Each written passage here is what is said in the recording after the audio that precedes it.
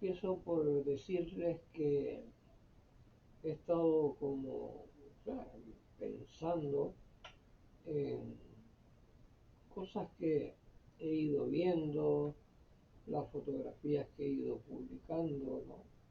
Recordando ese tiempo en el que la gente, a pesar de que tenía menos posibilidad de estudio, mucha menos capacidad de económica, ¿no?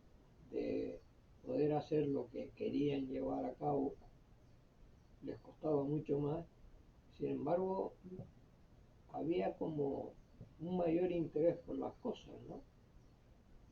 Porque como a estas nuevas generaciones lo tienen todo más fácil, lo ve usted a esta nueva generación con el móvil, los aparatos en la oreja, escuchando música, les montan unos escenarios que ya quisiéramos los músicos canarios que nos pusieran a nosotros, nos dieran esas, esas grandes cosas que las productoras aquí, los políticos, los medios de comunicación influyen en todo el tema, ¿no? Y claro, por eso yo me quiero sentar un poco en las cosas que teníamos difíciles antes, pero que las llevábamos a cabo, ¿sí? Y claro, viendo, digamos, cosas antiguas, ¿no? Cosas antiguas de 40, 30 años, ¿no? 50 años, ¿no? Viendo todo eso, pues claro, cuando empiezo a ver, a repasar cosas que seguramente había visto, pero que ya no recordaba, ¿no? Entonces empecé a ver vídeos y empecé a detenerme, ¿no? A repasar un poco sobre lo que se decía, ¿no? Y entonces empiezas a ver situaciones en las que la persona que lleva a cabo todas estas cosas, escribe los libros, hace los vídeos, como fue la película que hicieron aquí del barrio Toscal, que daba vergüenza no verla, ¿no? Daba auténtica vergüenza, pero claro, daba auténtica vergüenza a los que hemos vivido en el barrio Toscal desde hace muchos años, ¿no? Porque a los más jóvenes, incluso a los que tienen 40 años, pues les resultaba como bien, ¿no? Como bien lo que se comentaba. Pero claro, no tenían ni idea de lo que realmente había sido el barrio toscano. Ni idea.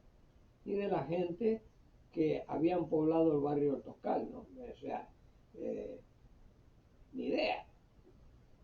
Ni la mayor idea. O sea, es que ni la más mínima idea, ¿no? Entonces, claro, te vas dando cuenta de que el proceso que va caminando.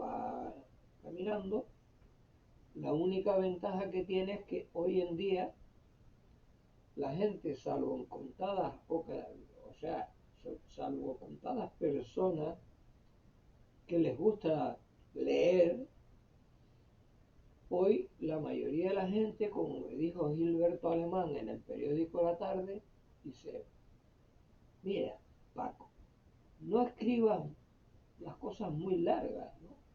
Porque a la gente no le gusta leer. A la gente no le gusta leer. La gente, tú pon una fotografía y debajo pon un pequeño texto referido a la fotografía, ¿no? Pon, esto es la avenida, eh, la avenida Anaga. Eh, y si pasa un coche, pues, y pasaba el coche, el Austin, el Mini Cooper, y ya está. Con eso la gente se queda. Sí, porque si pones la historia del Mini Cooper y empiezas a escribir sobre la historia de la Avenida Naga, la gente ni lo va a leer. Mientras que yo recuerdo antiguamente,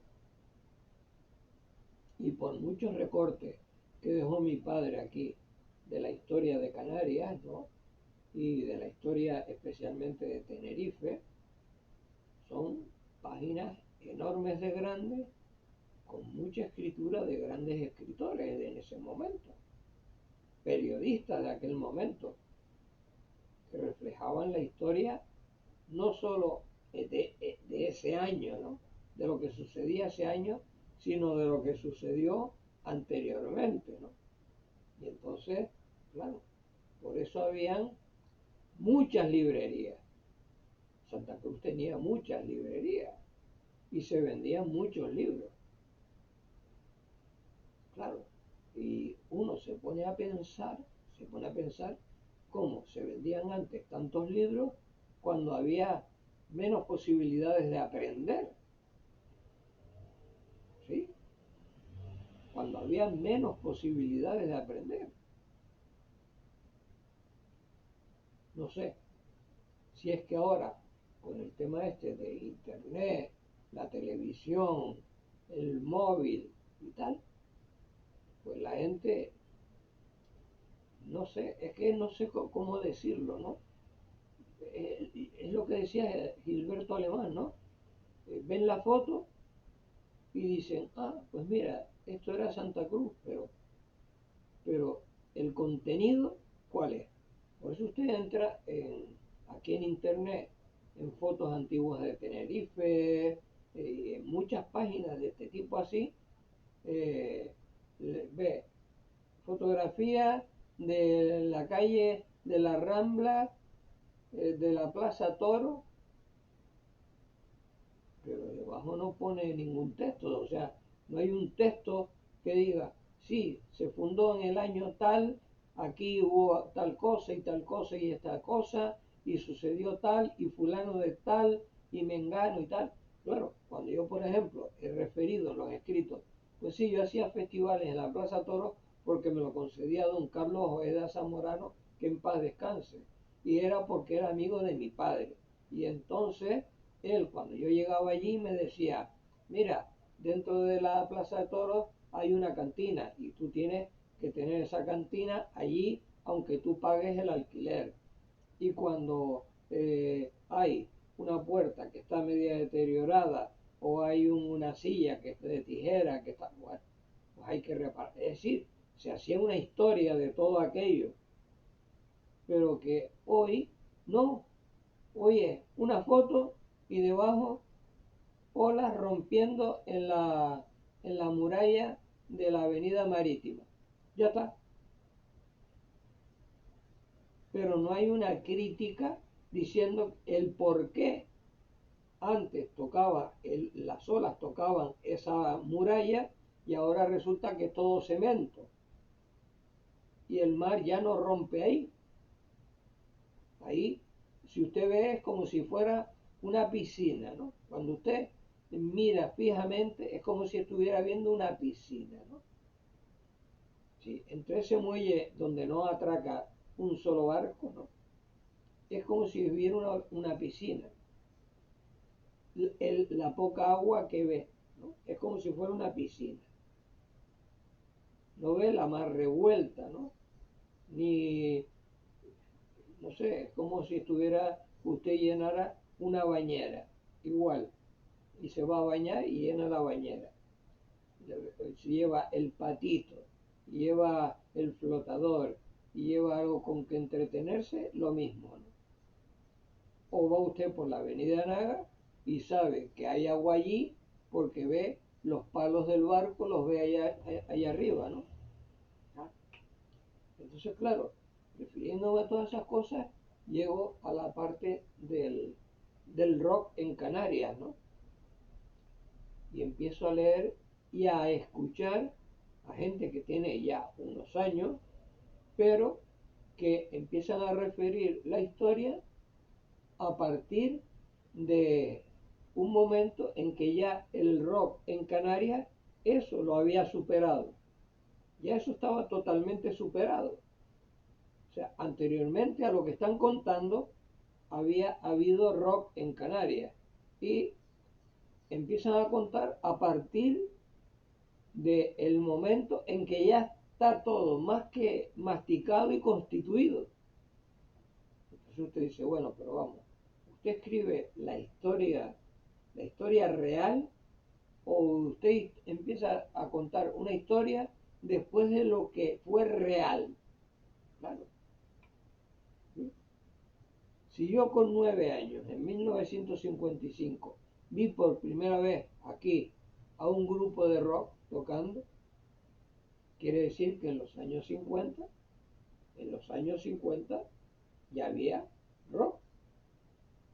Pero ya se sabe que el rock pues nació en Estados Unidos con la raza de color negro, eh, todo eso empieza a nacer ahí en New Orleans, eh, que hasta incluso a los difuntos los acompañaban tocando música. Es decir, todo eso empieza en los años, incluso es posible que empiece hasta incluso ahí, antes de los años 50, pero que se empieza a propagar con mayor fuerza a partir de los años 50. Entonces, claro, usted empieza a leer todo eso y se da cuenta de que el rock en Canarias, que es donde entra, desde Inglaterra, pues no hay constancia del tema en estas personas que hacen documentales y escritos y tal, ¿no? Sin embargo, en mi libro, en 50 años en clave de sol, ya lo dice la palabra 50, ¿no? En los años 50, claro.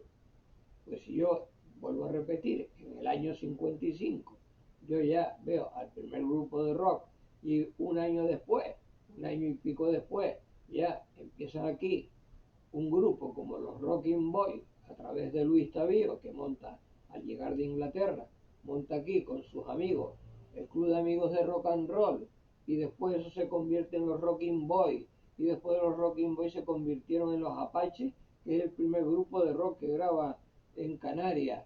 Después de los Apaches se montaron los Aguacates. Es decir, que eso no paró, eso siguió.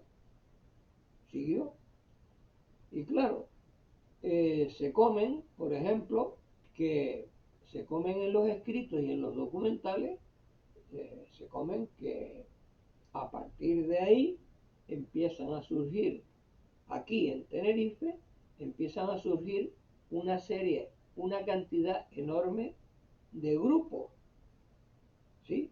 Porque hasta ese momento lo que imperaba, todo lo que imperaba eran los tríos de boleros, los boleros, con la música de los Panchos, de los Reyes, ¿claro? Todo eso era lo que imperaba. Y imperaba también la canción española, que era la que te llegaba a través de las pequeñas radios que teníamos de madera y de eso, de la radio Philly, hasta que llegaron, pues, el conjunto, ¿no? La radiogramola, ¿no? Que tenía radio, tenía picú, bueno, sí, claro, todo eso, ¿no? Que fue uno de los avances, ¿no? Uno de los avances después de la radio. Pero que usted, todo lo que se emitía a través de la radio, salvo que usted tuviera la posibilidad de conectar con una emisora extranjera, que eso era difícil, ¿no? Pues lo único que escuchaba era canción española. Y eso era lo que se movía. Claro, yo ya les he contado muchas veces que mi amigo, que Dios lo tenga en la gloria, Fernando H. Guzmán, pues era un seguidor de Antonio Molina, ¿no? Sin embargo, era un canario 100%, era una persona que todo lo que hacía era luchar por Canarias, pero su música preferida era la de Antonio Molina, que era canción andaluza. Y como Antonio Molina, pues yo recuerdo, ¿no? Que usted iba al cine y en el cine, aparte del nodo, ¿no? Aparte de lo que era el nodo, usted veía a Concha Márquez Piquer,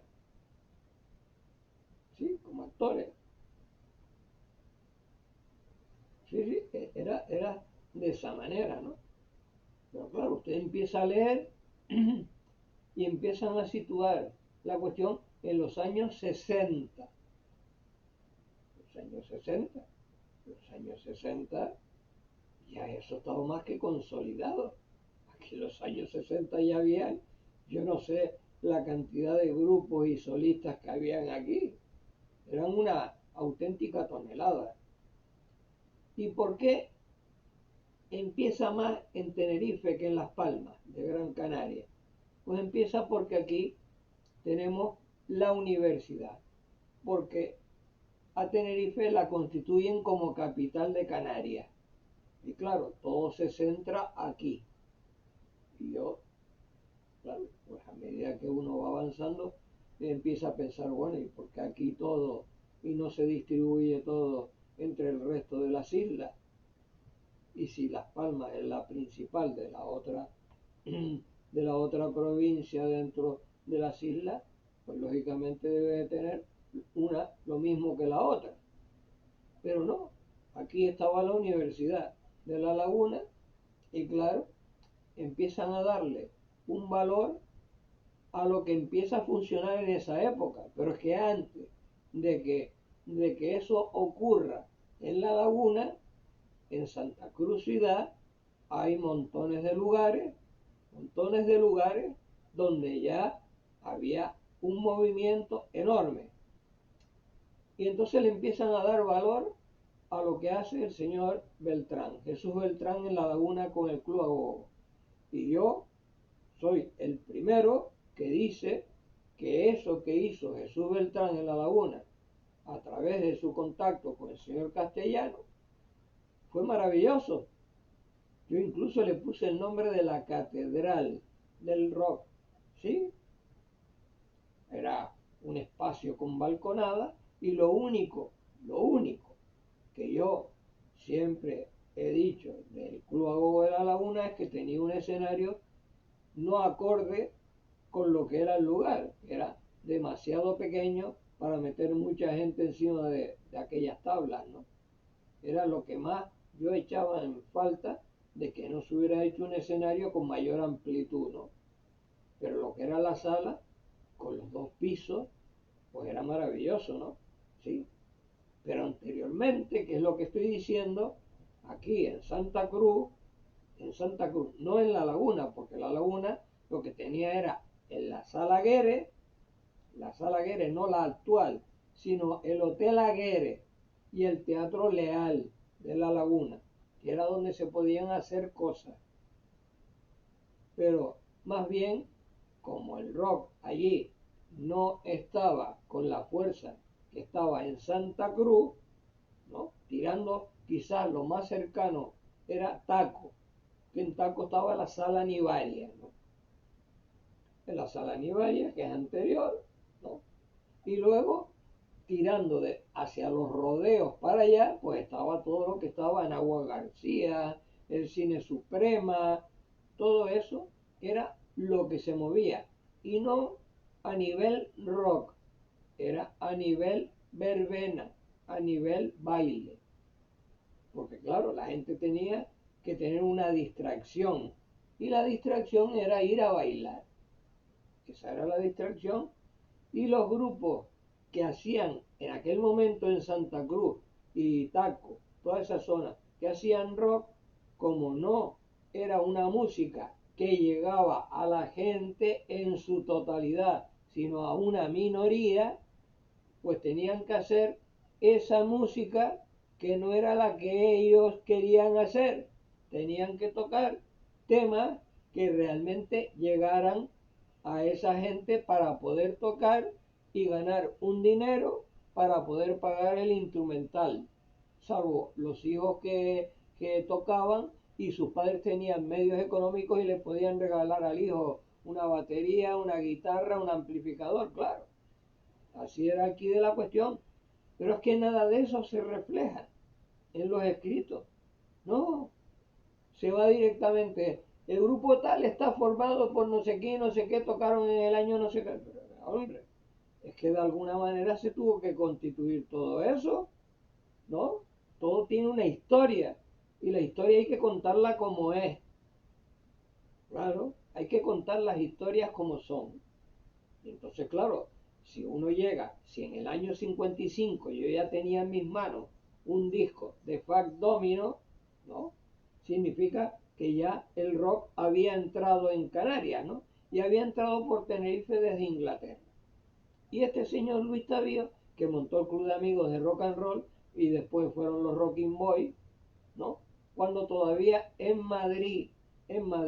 Y yo decía, siempre he pensado, ¿por qué Galicia, que está más cerca de Inglaterra, no fue el pionero? Antes que Tenerife no fue pionero Galicia. Bueno, pues no, fue Tenerife el pionero.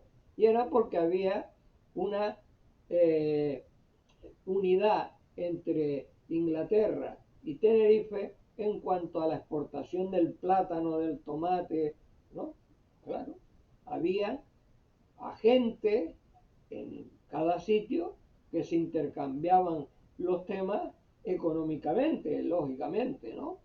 Y claro, de esas personas que de aquí, que fueron para allá, entre ellas estaba Luis Tavío, que cuando regresa de allá, entre el año 55 y 56, viene y trae esas ideas que ya funcionaban en Inglaterra.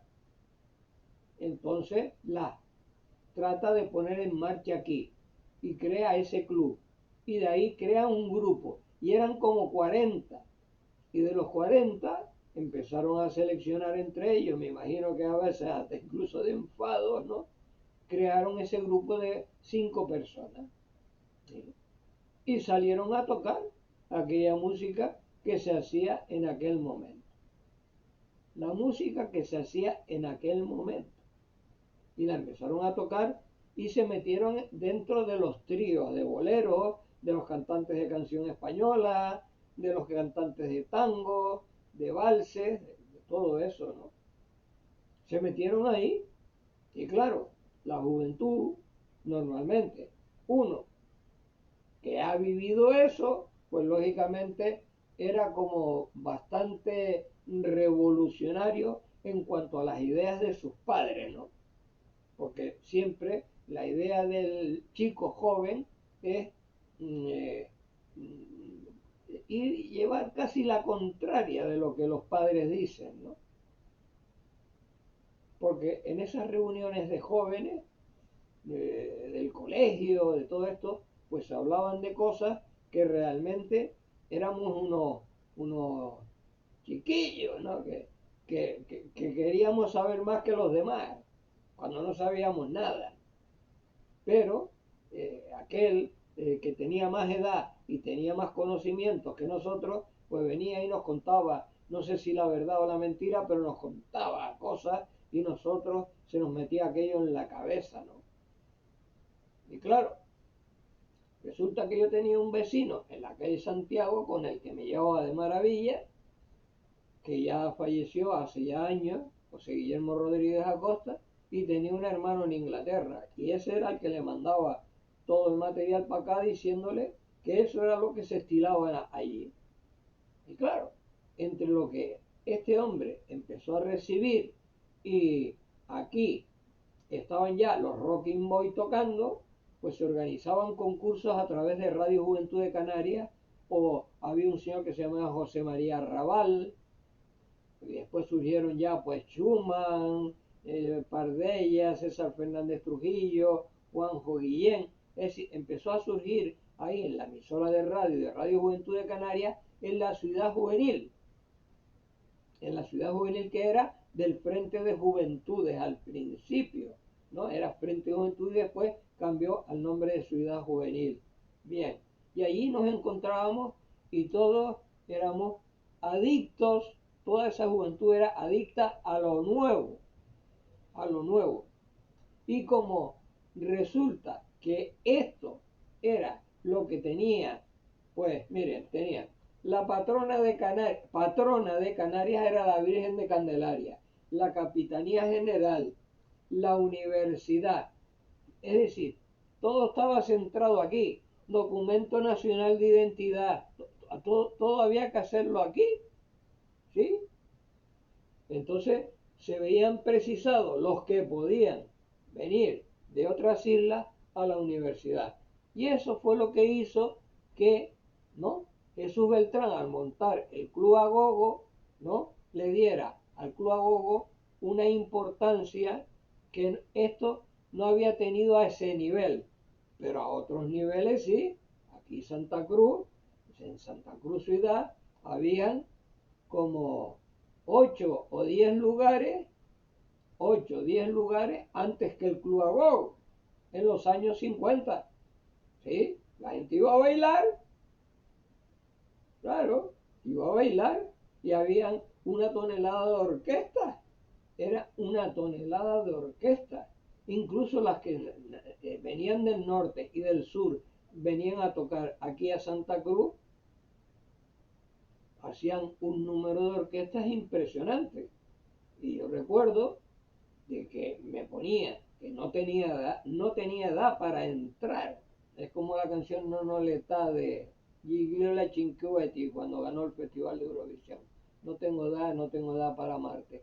Bueno, pues yo llegaba a esas puertas y en cuanto podía colarme, o yo no sé de qué manera, pero por ejemplo en el círculo mercantil que estaba en la Plaza Candelaria, ¿no?, pues yo iba a bailar y ahí estaban las orquestas tocando. Y más abajo estaba el Orotava también.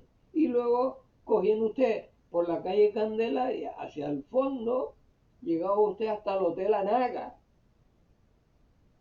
y subía a la terraza del Hotel Anaga. Y si usted era socio, como era socio mi padre, que era socio propietario del Círculo de Amistad 12 de enero, pues iba al Círculo de Amistad 12 de enero antes de que hicieran la terraza. Y cuando hicieron la terraza, en la terraza tenía usted la orquesta de Agustín Bermúdez y Pompeyo. Y allí fue cuando se transformaron los apaches en los aguacates y allí se hacían los bailes en la terraza. Y un poquito más arriba, en la calle Ruiz de Padrón, tenía usted la masa coral tinerfeña donde se hacía lo mismo. Iban las orquestas a tocar allí. Y cuando no eran las orquestas solo, tocaba también el grupo de rock. Pero como las orquestas tocando música para que la gente bailara. ¿Y qué era lo que pasaba? Que entre col y col había una lechuga. Y esa lechuga era que de repente, pues todo lo que estaba de moda, que llegaba desde el extranjero, pues se interpretaba cualquier tipo de música, menos la clásica, lógico, no ibas a bailar una canción clásica, pero sí bailaba, pues cuando llegó desde el rock and roll, el twist, el Madison, todo eso, la yenca, todo eso se bailaba allí. A veces, cuando empezaba aquello que se aglutinaba de gente, los techos de esa parte, usted estaba por debajo y decía, ay mi madre, esto se rompe. Pero la madera de tea en la masa coral tinerfeña, eso aguantaba. Y los techos del Círculo Amistad 12 de enero aguantaban. Y luego tenía usted el Club Náutico. Y tenía gente, incluso grupos fijos tocando. Allí estuvieron los Duendes durante no sé cuántos años, estuvieron tocando, ¿no? Y empezaron a diversificarse porque, claro, eran tantos los músicos que habían que cada uno pues tiraba hacia donde le quería, ¿no? ¿No? Y salían músicos y músicos y músicos, tanto así que yo tengo por ahí, desde que me di de alta en la Sociedad General de Autores de España, a través de Felipe, que era el que me hacía las partituras, porque entonces no te admitían meter tus composiciones si no eran con partitura, ¿eh? Y ahora ya se pueden hacer a través del MP3 y a través de internet. Pues había que hacer aquello y Felipe me ayudaba a ese tema.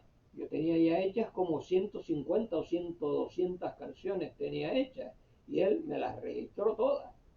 Él me hacía las partituras, ¿sí? Así era aquí la cuestión. Pues bueno, pues claro, todo eso fue creciendo porque en la universidad, lógicamente, al haber gente de las otras islas, estudiantes, ¿Qué tenían a mano? Tenían a mano el Club Agogo de La Laguna. No iba a venir el Universitario, iba a venir a Santa Cruz, teniendo el Club Agogo al lado. Es que eso es de cajón, ¿no? Eso es de cajón. Y empezó el Club Agogo no como se conoció en segundo lugar, sino en la parte de arriba, que era pues un lugar mucho más pequeño, y luego ya por iniciativa de Jesús Beltrán con el señor Castellano se hizo mucho más amplio en la parte de abajo con la dificultad que ya he dicho del escenario, que era muy corto para que un grupo de 12, 14 personas tocaran allí. Pues entonces, lógicamente, aquello, mientras la Universidad de Tenerife, que era la universidad de toda Canarias, estuvo en pie, pues aquello funcionó de maravilla. Pero eso no quitaba que la gente de Santa Cruz, ciudad, toda fuera a ir ahí arriba. No, la gente de Santa Cruz, de mi época, en los años 50 y principios de los 60, tenían aquí donde ir. Seguía existiendo el círculo mercantil, seguía existiendo el círculo de amistad, seguía existiendo la masa coral tinerfeña, seguía existiendo el parque recreativo, seguía existiendo la sala Sáhara, seguía existiendo el Copacabana, seguía existiendo el Tropicana. Pues sí, había muchos sitios, y especialmente el Hotel Diplomático. El Hotel Diplomático tenía menos capacidad para las personas que podía tener el Club Agogo, que tenía, pues yo metí en el Club Agogo cuando ya no era Club Agogo, sino era Lennon, porque claro, empezó aquello a entrar, en cuanto hicieron la universidad en Las Palmas, empezó aquello a entrar en picado, y ya aquello ya no era el negocio que fue al principio. Claro, empezó a caer al perder población, lógicamente. No solo eso, sino es que además, viendo el negocio que había en el Club Agogo, se crearon otros lugares donde poder hacer, como por ejemplo el Equilibrio. Sí, porque yo en el Equilibrio, en la época de Swing, estuve allí, contraté a Swing allí también para tocar en el Equilibrio. Sí, claro. Es que todas esas cosas es que ni se mencionan, ni se dicen, no se dicen. Como sucedió las cosas, se nos pasan de largo. Es como si solamente existió el Club Agogo. Pero hombre, ¿pero que eso qué es? ¿Eso qué es? Si habían 50 sitios donde ir, y que me hice de la sala Nivaria de Taco, que se inundaba, o el Cine Suprema en Guamasa, eso era toneladas de gente que iban para allí, cogían la guagua y se iban allí la gente. Y el cine de las canteras, en las canteras, eso era enorme la cantidad de gente que iba a las canteras. Y no se contaba también, pues la historia que se debe de contar, y era que nosotros, en esa época, los jovencitos, para poder bailar con las jovencitas, ¿eh? teníamos que estar primero pidiéndoselo a la chica con señas, y luego de hacerle señas, la chica se le preguntaba a la madre: mira, aquel chico me está invitando a bailar, aquel chico me está invitando a bailar, ¿qué te parece? Y si tú le caías bien a la madre, te veía la pinta de que podía bailar con la hija, tú, la madre autorizaba a la hija a bailar, y si no le gustaba, le decía a la hija que no. Y luego al ponerte a bailar, aquello de bailar pegados, de eso nada, bailando a una gran distancia, porque la madre no quitaba el ojo de encima. Claro. Y era como cuando tú ya tenías una media noviecita e ibas a los cines y procurabas sentarte en las últimas filas para poder darle un beso.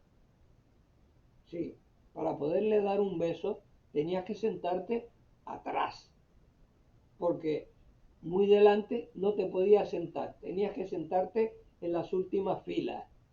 Es decir, Todas esas cosas no se cuentan, ¿no? No, no, no, no, no. No se cuentan, no se cuentan. Por eso son unas birrias de libros, unas birrias que no cuentan nada de lo que realmente sucedía. Lo que realmente sucedía y cómo vivíamos no se cuenta. Claro, es como cuando yo contaba ayer y decía, no, es que nosotros estábamos acostumbrados a ver en el cine, ¿no? Aparte de las películas de vaqueros, que por eso nos vestíamos de cherry y creíamos que los buenos eran los séptimos de caballería y los malos eran los indios, ¿no? Cuando era al revés del tema, ¿no? Eh, Contaba que para poderse enamorar una pareja, ella le gustaba al chico y el chico le gustaba a la chica, pero había una reja por medio y todo era como una charla con una valla por medio, pero que estaba abierta, ¿no? O sea, estaba con los agujeros de la reja metálica y entonces hablaban entre ellos.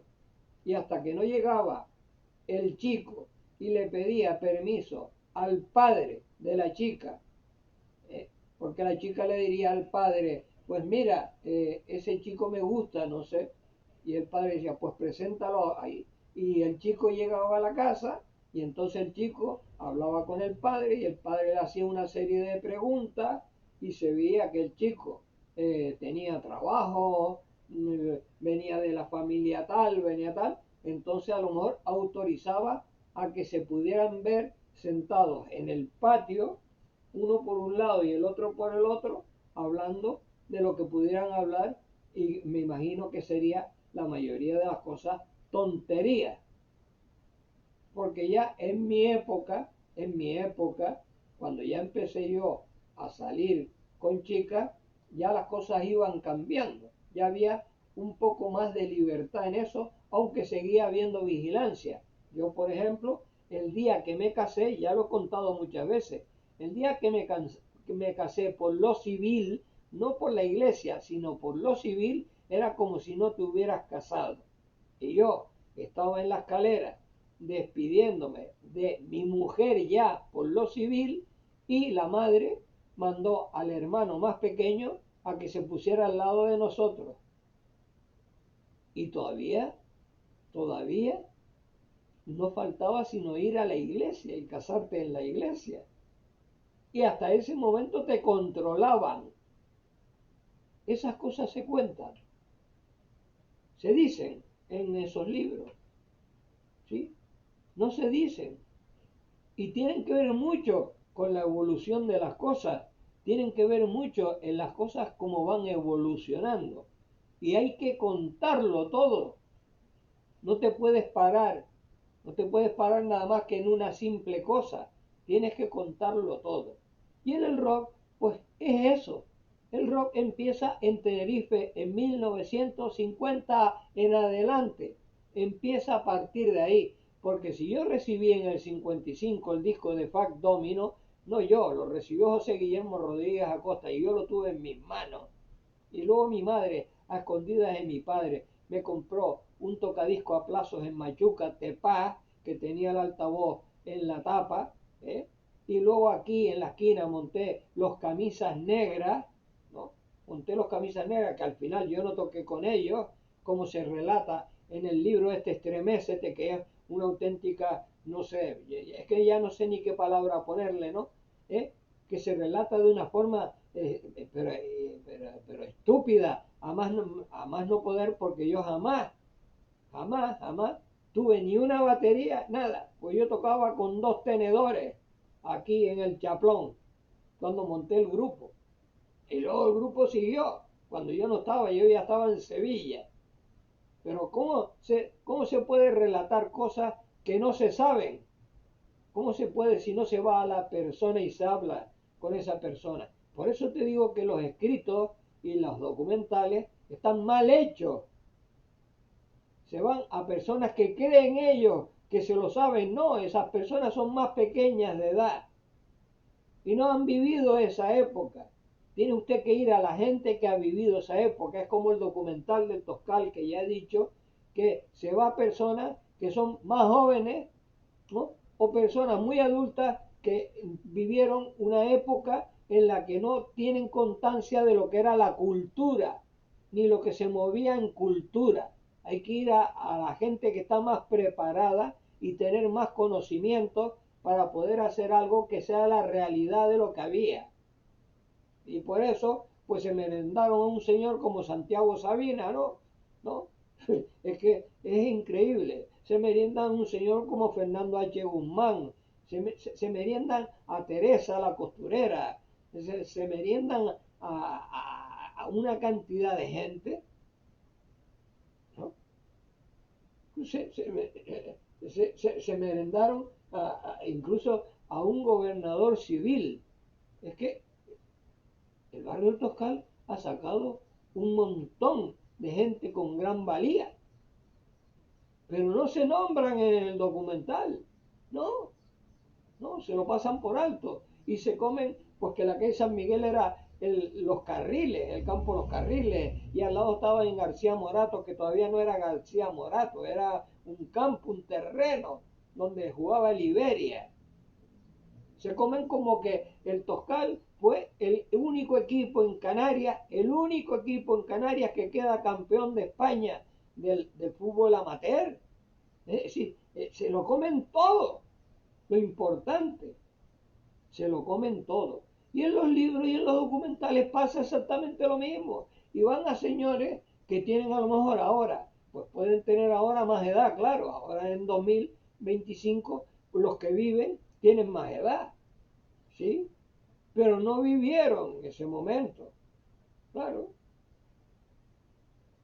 no lo vivieron, porque hay que tener en cuenta que hay personas que han fallecido con 60 y tantos años y algunos hasta incluso con 70, y esa diferencia de 5 6 7 8 10 años, eso se los están comiendo esos años, ¿sí?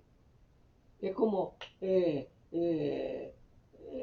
no sé, eh, lo mejor está en mi barrio, Cabalgata de la Fama, el programa Regalo, todo lo que se hacía, la caravana de la simpatía, el saber que Juan Flores era el que preparaba aquí a los cantantes, ¿no? Juan Flores aquí en la que San Sebastián preparaba cuando la que San Sebastián era un modelo de lugar con su avenida, con sus árboles por ahí para abajo, que eso se lo cepillaron todo. Y las casas que estaban allí, los bares, todo lo que había allí, todo lo que iba a dar al Barranco Santo, todo eso se lo eliminaron para montar el TEA. Y yo no digo que el TEA esté mal montado, el TEA es una cosa que está bastante bien, pero ¿qué me dice usted a mí cómo se puede llevar un lugar donde usted, que es el, digamos, el ciudadano, se ve usted obligado a pasar por un filtro, ¿no? El filtro no debe existir. En un lugar que se llama, entre comillas, democrático, usted tiene todo el mundo tiene derecho a poner cosas allí. Y luego es el pueblo que es democrático el que dice si le gusta o no le gusta, pero no que haya un señor que sea el colador, ¿no? El que por el que usted tiene que pasar en la leche o lo que sea, ¿no? Que tiene pasta para que no le caiga la nata para abajo, ¿no? Y le pase el líquido nada más. No, esas cosas en un tiempo que se habla de democracia, no puede ser así, no puede ser así. Y ya digo, yo empiezo a ver todas estas cosas y dice años 60, años 70. Y luego en los años 70 se empieza a contar pues la historia de una manera con un montón de errores, ¿no? Errores y de que lo mismo que el documental de Toscal se empiezan a comer a la gente, ¿no? Porque, por ejemplo, pues se van a Chemari de Teclado Frito, se van a Oscar Santana de aquí, de Eructo de Bisonte, que después se convierten en palmeras, ¿no? y empiezan a contar la historia de lo que ha sucedido de la manera que ellos creen, piensan que, ¿no? Pero si precisamente a Oscar Santana tengo yo la fotografía de cuando lo llamé a capítulo allí a Radio Juventud de Canarias y le dije, oye, hay que montar un club de fans. Hay que montar un club de fans. Y yo monto un club de fans para Eructo del Bisonte. Y ese club de fans se monta porque me obliga a Movie Play a montarlo. Pero como yo le dije, yo a teclado frito no lo puedo hacer porque yo no vivo en Las Palmas. Puedo montar aquí en Tenerife, pero en Las Palmas no. Pero todo eso tiene un nombre y se llama Marian Bautista, que ni siquiera se la menciona. Ni se la menciona. Es Marian Bautista a través de la charla que tiene conmigo y me dice, Paco, ¿tú quieres ser jefe de promoción de la discográfica Movieplay para toda Canarias? Y yo le dije, sí, siempre y cuando se graben a los grupos de rock de Canarias. Y entonces ella habló con Gustavo Ramudo, llegó a un acuerdo, yo fui a Madrid, firmé un contrato, regresé con discos que distribuí por todas las emisoras de Canarias, Fuerteventura, Lanzarote, Las Palmas, Gran Canaria, La Gomera, todos lados. Estuve en todos sitios con los discos de Mobile Play, con el sello GON y los que se grababan en Sonoland, ¿no? Todo eso estuve. Y los jefes, es que ni siquiera mencionan el nombre de los jefes. Los jefes eran Carlos Casales y Margarita Celada. Esos eran los jefes de promoción y son los que dijeron, cuando fue a grabar Teclado Frito y Eructo de Bisonte, dijeron que, que a lo mejor aquello había que pararlo. Y yo dije, no, que graben como es. Porque les pusieron un metrónomo y no estaban acostumbrados a eso. El metrónomo es el que marca el compás. Y claro, si tú te aceleras y luego te retrocedes y luego adelante y luego atrás, pues claro, el técnico de sonido que era Coello de Tacoronte, Santiago Coello de Tacoronte, otro tinerfeño que estaba allí de técnico de sonido. Sí, porque allí se coincidió, bueno, estando yo ahí se coincidió grabando Julio Iglesias y luego María Jiménez. Sí, claro, pero son cosas que uno puede decir porque uno las ha vivido, las cuenta porque uno las ha vivido. Pero estos señores se limitan, ya digo, a ir a estas personas y estas personas empiezan a contar lo que saben, lo que han hecho a partir de un momento determinado. Pero todo lo que está detrás, todo lo que queda detrás, no tienen ni la más mínima idea. No tienen ni la más mínima idea. ¿Sí? No saben, no saben, no saben. Y claro, usted empieza a ver todo aquello, a leer todo aquello, ¿no? O a ver todo aquello, y empieza a escuchar aquello, y le enfada que tanta lucha y tanta cosa que se tiene que contar, que mencionar, que hablar de ello, se lo coman, no aparece. No aparece, por ejemplo, la palabra Rock and Feel 77. Estamos hablando del año 70. El festival más importante que se montó en el año 70 lo monté yo. Y no me estoy echando flores. Estoy hablando de lo que se hizo. En el año 77 traigo de Las Palmas a Teclado Fritos. Y a partir de ahí empiezo a traer a grupos de Las Palmas, Raunabau, Edutún, Origen, todo eso. Que ya el agogo ya entraba en picado porque ya universidad no había en la laguna, ¿no? Solo, sino que había una universidad ya en Las Palmas. Y por lo tanto empezó a caer en picado y se montó el Jumbo. Y empecé a montar el Jumbosis con Jesús Beltrán. y a traer grupos de Las Palmas y a montar festivales en el Teatro Leal de La Laguna. Y no se habla de Mario Rodríguez pintando cuadros, ni se habla en absoluto, se habla de Manuel Taurón y Padrón poniendo cine.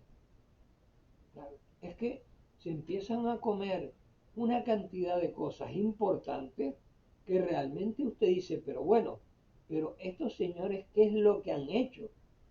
¿Qué han hecho? Hablando de tonterías, auténticamente tonterías, y en lo esencial se lo tragan. No se había hecho hasta el año 77, no se había hecho un festival tan enorme como el que hicimos en el Teatro Guimerá.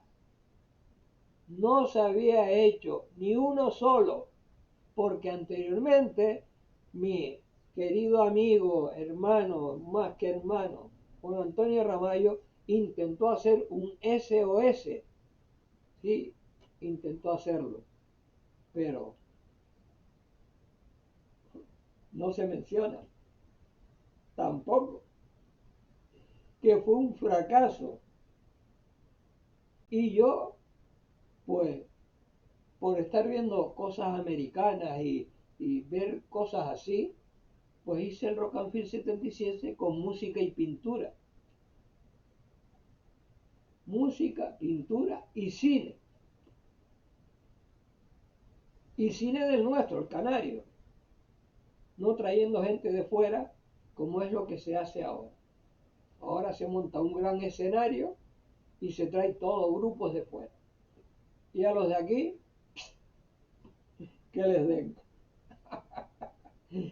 Habiendo en Las Palmas de Gran Canaria y aquí en Tenerife grandes grupos y como si no existieran. Emigren, que lo mismo pasa en cine, ¿no? Lo mismo. Emigren. Y todo el mundo contento. No hay problema, no hay protesta, no hay unidad. No hay unidad.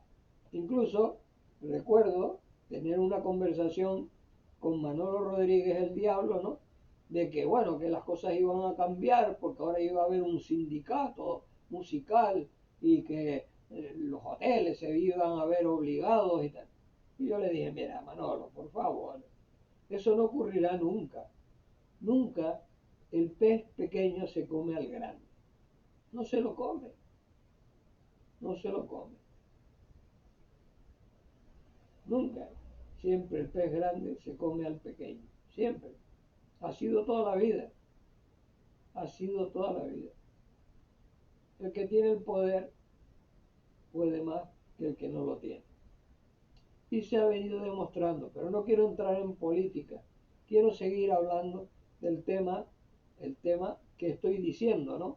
Que es el tema que la gente aquí, no de solo de ahora, sino cuando hayan pasado 40, 50, 100 años, van a leer todo eso que es erróneo total, salvo que lean el libro que yo hice 50 años en clave de sol, donde cuento las cosas como sucedieron, cuento las cosas como fueron, pero sí, las cosas como fueron las que hice yo, porque claro, yo lo que no voy es hacer a escribir cosas que yo no he hecho,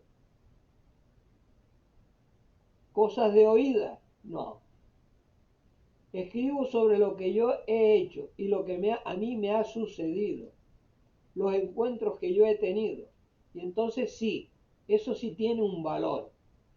Pero estar escribiendo de cosas que hicieron otros y con un párrafo así, contando dentro de aquello cosas que realmente están pero mal enfocadas. Es como cuando leí una vez, no sé si fue el primer libro que yo leí, que los Rocking Boys era un grupo que estaba metido con Erupto, con el otro. ¿Pero de qué está hablando? ¿Pero de qué se está hablando?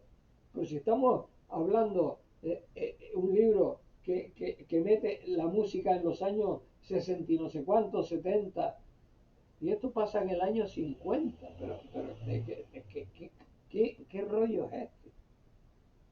¿Qué rollo es este?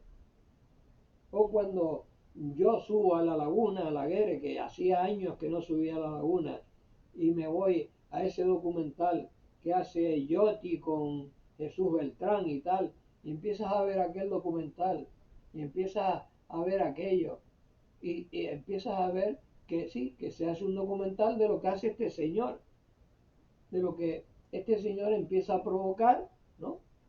Pero, y lo de atrás, y lo de atrás, lo de atrás.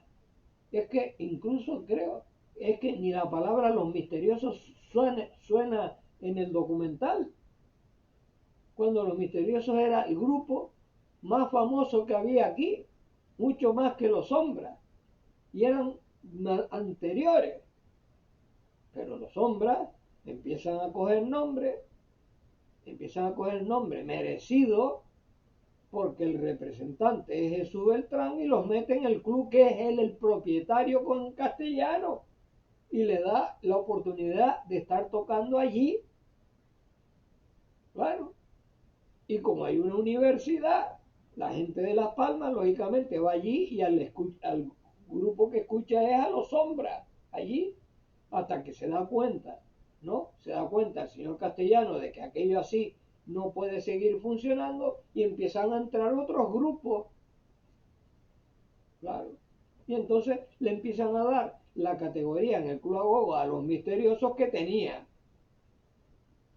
Le empiezan a dar la categoría que tenía. Pero claro, a nivel regional eso no tiene ninguna fuerza por la sencilla razón de que la gente que estaba de Las Palmas aquí y de otras islas, pues lo que veían era lo que veían y aquello era lo que sonaba.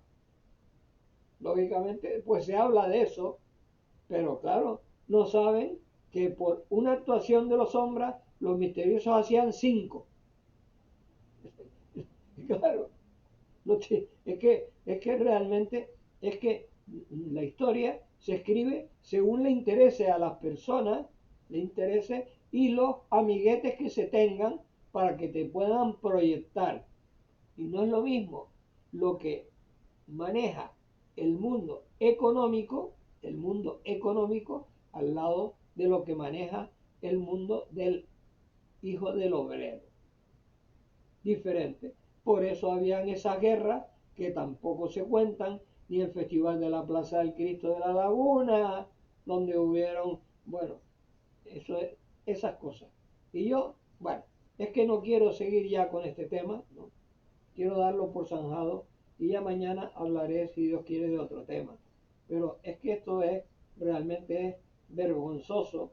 Todas estas cosas que pasan son vergonzosas y que lógicamente no hayan críticos musicales que sean capaces de llegar a una emisora y llevar a la emisora a personas que realmente vivieron esa época, ¿no? Esa época dorada aquí, ¿eh?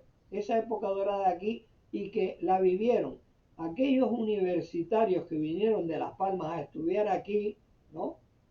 Y gente de aquí, de Tenerife, que es donde nace toda la historia.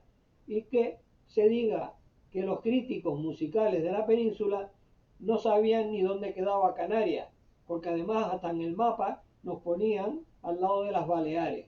Es decir, que es realmente vergonzoso que las autoridades aquí culturales no sean capaces de sacar la verdad de la verdad, la verdad de la verdad, la realidad de la realidad, sino que se permitan hacer todas estas cosas que lo que hacen es destruir la historia, destruirla por completo, porque la historia es de otra manera.